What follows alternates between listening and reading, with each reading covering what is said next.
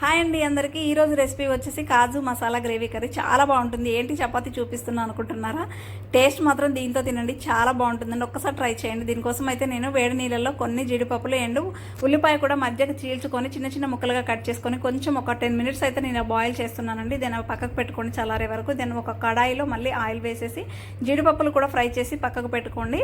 ఇలా పక్కకు పెట్టుకున్న తర్వాత మనం బిర్యానీ దినుసులు ఏవైతే వాడతాం అవన్నీ వేసేసి ఉల్లిపాయ అండ్ అల్లం వెల్లుల్లి పేస్ట్, పసుపు కూడా యాడ్ చేయండి అండ్ టమాటో కూడా చిన్న ముక్కలుగా కట్ చేసుకొని సాల్ట్ కూడా వేసి కొంచెం సేపు ఉడికించుకోండి. ఉడికిన తర్వాత కారం, ఉప్పు, ధనియాల పొడి కూడా వేసి యాడ్ చేస్తున్నాను. ఇదంతా కొంచెం మనకు ఉడికిపోయిన తర్వాత మనం ముందు ప్రిపేర్ చేసుకున్న ఈ కాజు పేస్ట్ ఏదైతే ఉందో అదంతా కూడా యాడ్ చేసేయండి.